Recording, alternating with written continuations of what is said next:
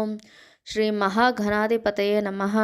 రథసప్తమి రోజున మనము సూర్యుడు ఉదయించక ముందుగానే లేచి స్నాన కార్యాలను ముగించుకోవాలి.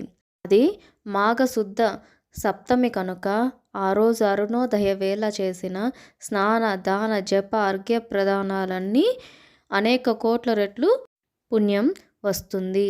ఆరోగ్యంను సంపదను ఇచ్చును. రథసప్తమి రోజు సూర్యునికి అత్యంత ప్రియకరమైన రోజు. ఈరోజు మనము 7 జిల్లేడు ఆకులను తీసుకొని అందులో మగవారు అయితే కుంకుమ, అక్షతలు, రేగి పండ్లు పెట్టుకొని స్నానం చేయాలి. భుజం మీద 2, తల మీద 3, మొత్తం 7 ఆకులు. ఆడవారు అయితే పసుపు, కుంకుమ, రేగి పండ్లు పెట్టుకొని సప్తమి రథసప్తమి అంటూ స్నానాన్ని ఆచరించండి. ఎందుకు ఈ జిల్లేడు ఆకులనే పెట్టుకొని స్నానాన్ని ఆచరించాలి అనుకుంటున్నారు కదా. జిల్లేడు అంటే అర్ఘ్యపత్రం అని పేరు, సూర్యునికి అర్ఘ్య అని పేరు. అందువలన సూర్యునికి జిల్లేడు అంటే మిగులు ప్రీతి.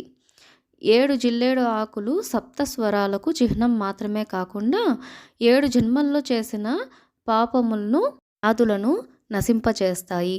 రథసప్తమి వ్రతకథ. ఈ వ్రత ఫలితాన్ని గురించి అడిగిన ధర్మరాజుకు శ్రీకృష్ణుడు ఇలా తెలియజేసును. పూర్వము కాంబోజ దేశమున యశోద ధర్ముడు అను రాజుండెను. అతనికి ఒక కుమారుడు కలిగెను. ఆ కుమారునికి ఎప్పుడు రోగంలో వచ్చేటివి. తన కుమారునికి వ్యాధులకు కారణమేమి అని రాజు బ్రాహ్మణులను అడిగెను. నీ కుమారుడు పూర్వజన్మమున పరమలోభి అయిన వైశ్యుడు రథసప్తమి మహత్యం వలన నీ కడుపున పుట్టెను. లోభి ఎగుట వలన వ్యాధిగ్రస్తుడయ్యను అని తెలిపిరి. దీనికి పరిహారం అడిగిన రాజుకు బ్రాహ్మణులు ఇలా చెప్పారు.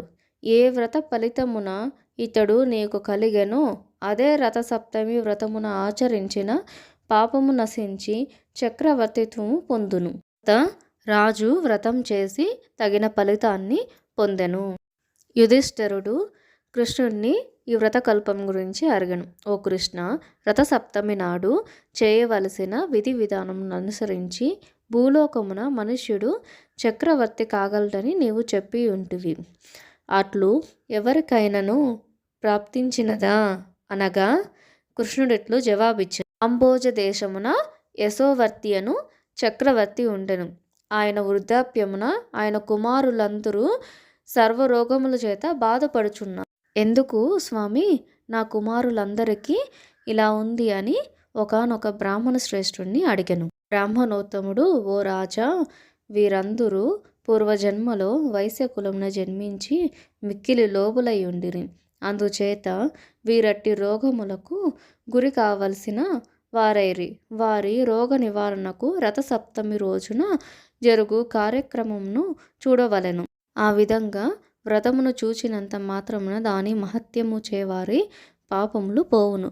కాన వ్యాధితో బాధపడు వారిని తీసుకొని వచ్చి ఆ వ్రత వైభవం వారికి చూపవలను అని బ్రాహ్మణుడు చెప్పగా రాజు, అయ్యా, ఆ వ్రతం ఎట్లు చేయవలనో దాని విధి విధానము తెలుపుము అని ప్రార్థించెను. మాఘమాసంలో శుక్లపక్షమున వచ్చు షష్ఠి తిథి దినమున గృహస్థు ఈ వ్రతం ఆచరించమని తలంపవలను. పవిత్ర జలము గల నదులలో కానీ చెరువు నందు కానీ నూతి ఎందు కానీ తెల్లని నువ్వులతో విధి విధానములు స్నానం ఆచరించవలను. ఇలవేలుపులకు, కులదేవతలకు, ఇష్టదేవతలకు మొక్కి పూజించి అటు పిమ్మట సూర్య దేవాలయమునకు పోయి ఆయనకు నమస్కరించి పుష్పములు, ధూపములు, దీపమును అక్షింతలతో శుభప్రాప్తి కొరకు పూజించవలెను. తరువాత వారి స్వగృహానికి వచ్చి పంచయజ్ఞము గావించి అతిథులతో, సేవకులతో, బాలకులతో భక్ష్యభోజ్యములను ఆరగించవలెను. ఆ దినమున తైలము శరీరమునకు పూసుకొని స్నానము చేయరాదు.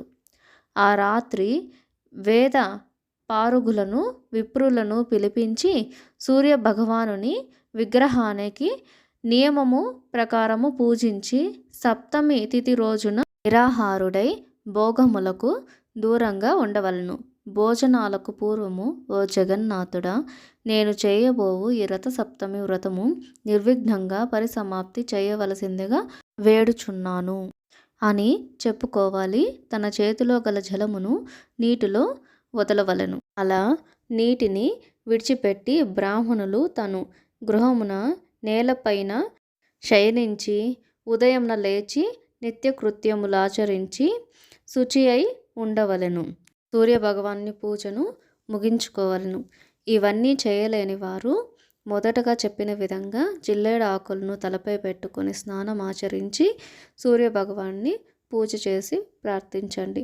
ఆ సూర్యభగవానుడు మీకు అందరికీ ఆయుర ఆరోగ్యాలను ప్రసాదించాలని కోరుకుంటున్నాను.